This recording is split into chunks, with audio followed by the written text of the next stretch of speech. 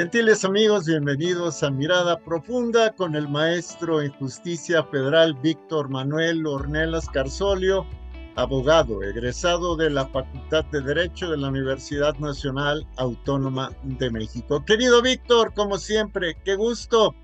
Igualmente, querido Jorge, un placer. Muchísimas gracias.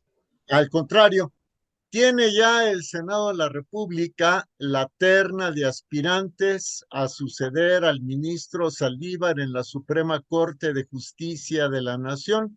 Tres incondicionales del presidente de la República, querido Víctor. Así es, querido Jorge, y bueno, con esto ratificamos lo que hemos venido diciendo, querido Jorge. El presidente de la República no es un hombre que respete la ley, no es un hombre democrático, no es un hombre al que le guste la división de poderes.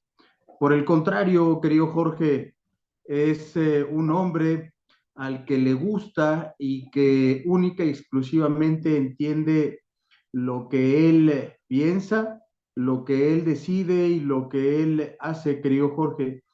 Y por eso desde esta perspectiva, la única que puede ocupar un cargo en la Suprema Corte de Justicia es precisamente una incondicional, independientemente y a pesar de que no cuenten con las cartas credenciales mínimas indispensables, incluso con que alguna de estas propuestas viole abiertamente la Constitución en razón de no mantener independencia respecto del Poder Ejecutivo, en formar parte de su administración pública como lo es su asesora jurídica, su abogada. Y desde luego, bueno, las demás propuestas que prácticamente se reproducen incluso de manera chusca en representaciones de él mismo ocupando este mismo cargo, porque justamente si pudiera sería así, sería él mismo el que ocuparía este cargo en la Suprema Corte de Justicia de la Nación. ¿Alguna de las tres cumple con los requerimientos para presentarse dignamente como aspirante a ministra de la Corte o ninguna?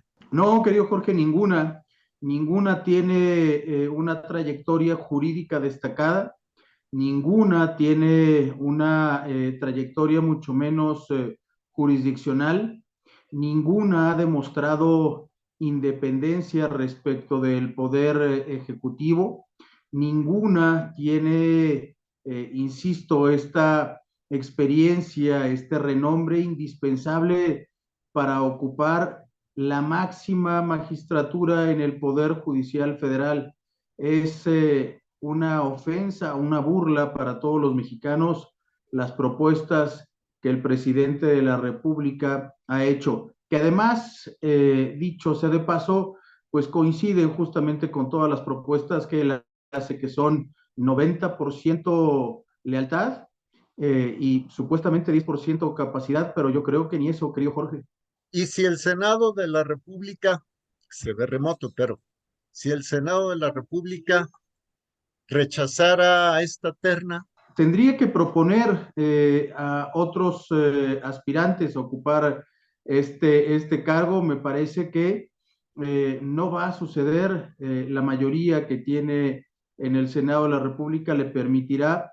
Yo tengo mis dudas respecto a que pueda controvertirse jurídicamente esta decisión en razón de las digamos, falta de credenciales que cada una de ellas tiene. Pero bueno, será una cuestión en la que desde luego otra vez nuevamente la Corte juegue un papel fundamental al mantener su independencia y respetar la Constitución frente a un Ejecutivo que no tiene la menor idea ni la menor intención de respetar nuestra Constitución, querido Jorge. entonces, querido Víctor, si el Senado de la República aprueba la terna, bueno, aprueba la terna y dentro de la terna de ella sale la persona que sustituya al ministro Saldívar, la Corte puede rechazarlo, ese nombramiento. No, se podrían presentar acciones en contra de ese nombramiento del Senado de la República por no cumplir con los requisitos que establece la Constitución, querido Jorge, y entonces sí, la Corte resolvería esta controversia, ¿no? Me parece que pudiera ser un escenario previsible. No estoy tan claro de si el Senado de la República hará el nombramiento respecto de alguna de las candidatas.